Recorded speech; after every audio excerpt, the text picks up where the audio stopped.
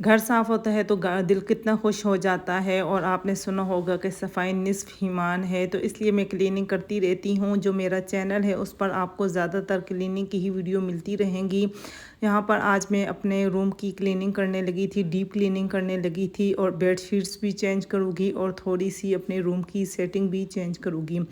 Vlog काफ़ी interesting होने वाला है। व्लॉग में आपने मेरे साथ रहना है, व्लॉग एंड तक वॉच करना है। और चलते हैं आज का व्लॉग स्टार्ट करते हैं। अस्सलामुअलैकुम वरहमतुल्लाहि वबरकातुहू। अल्हम्दुलिल्लाहि रब्बिल आलमीन। अल्लाह पाक का शुक्र है मैं ठीक हूँ। और आज का व्लॉग स्टार्ट करते हैं। अच्छा जनाब, यहाँ पर मैंने जो मेन दरवाज़ा होता है रूम का, उसके साइड पर एक कॉर्नर में मैंने एक हैंगर लगाया हुआ है। वहाँ पर मैं कपड़े प्रेस करके मतलब जो कपड़े छोटे होते हैं या कोई भी कपड़े होते हैं उनको प्रेस करके हैंग करके रख देती हूँ। तो जो अलमारी होती है कपड़ों की, उसमें जगह कम होती है, तो इस वजह से मुझे जगह कम होने की वजह से मैंने इसके कॉर्नर पर एक हैंगर लगाया हुआ है जिसमें मैं कपड़े प्रेस करके रख देती हूँ। तो सबसे पहले मैंने इस कॉर्नर की क्लीनिंग स्टार्ट की थी। मेरा इरादा था कि एक कॉर्नर से क्लीनिंग स्टार्ट करूँगी, दूसरे कॉर्नर तक करूँगी। यहाँ से इसको मैं अच्छे से झाड़ के, फिर इसके पास ही एक सोफ़ा पड़ा हुआ था, उसको मैं बाहर लेकर आई थी क्योंकि उसको मैंने थोड़ी सी धूप लगवानी थी। जो उसकी गद्दियाँ थी उनको मैंने कवर भी लगाना था। मैंने कहा धूप लग ले जाए तो उनको फिर अच्छे से झाड़ के दोबारा से अंदर कमरे में लेकर आऊँगी। और जो सोफ़ा है उनको भी कपड़े की मदद से साफ़ करूँगी। और दूसरी बात यह है कि मुझे अपने रूम को थोड़ी सी स्पेस भी देनी थी थोड़ा सा, इसलिए इसको बाहर लेकर आई थी सोफ़ों को, क्योंकि रूम खुला हो जाएगा और इससे हमें क्लीनिंग करने में भी आसानी होगी।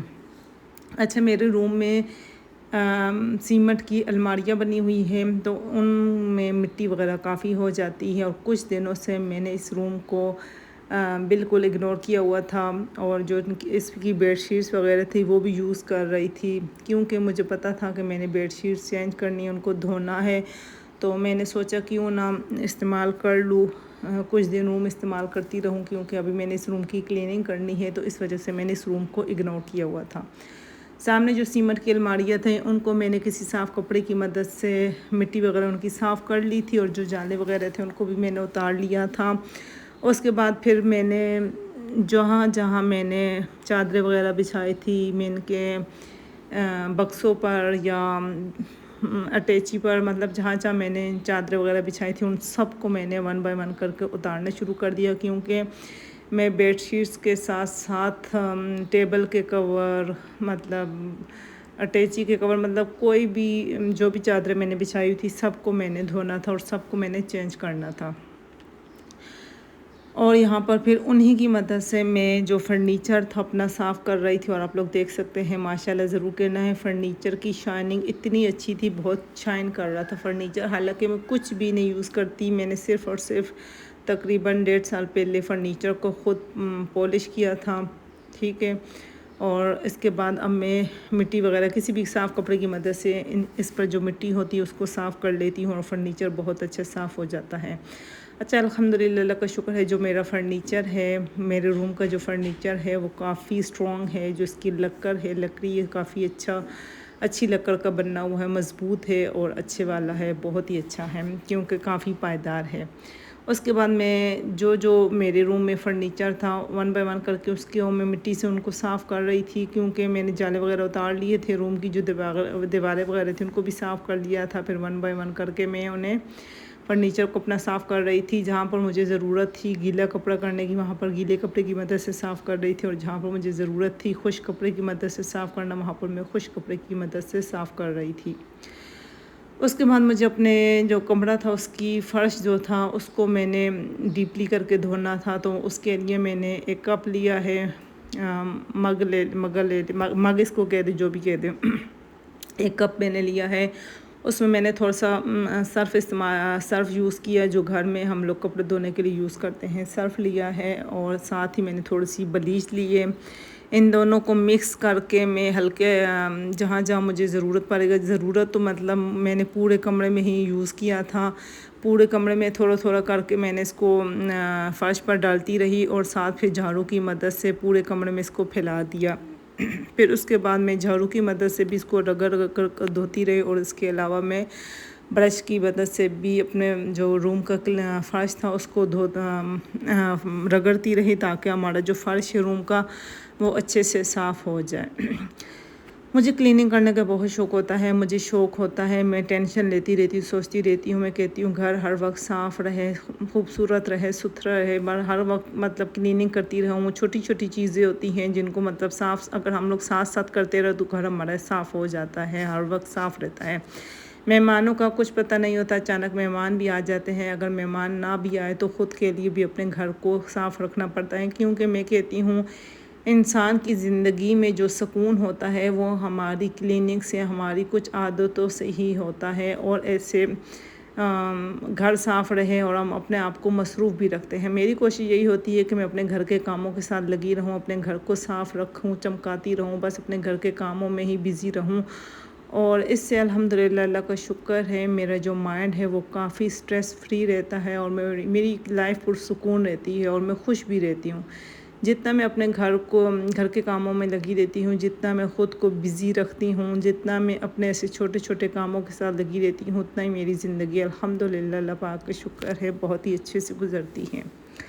कहते हैं ना, इंसान को अगर ज़िंदगी में कुछ करना है तो ख़ुद को इस काबिल बनाओ कि आप ख़ुद को परफेक्ट बनाना है। तो मैं अल्हम्दुलिल्लाह कोशिश यही होती है कि अल्लाह पाक मुझे सेहत दे, मैं ख़ुद बस बिज़ी रहती हूँ और अपने कामों को एंजॉय भी करती रहती हूँ और अपने घर को साफ़ भी रखती हूँ। अच्छा, यहाँ ब्रश की मदद से फिर मैंने जो फ़र्श था उसको रगड़ के साफ़ कर लिया, थोड़ा काफ़ी अच्छा साफ़ हो चुका था, क्योंकि कुछ मिट्टी वगैरह होती है जो कि ब्रश की मदद से थोड़ा डीपली क्लीनिंग हो जाती है, तो घर ज़्यादा अच्छा साफ़ रखता है।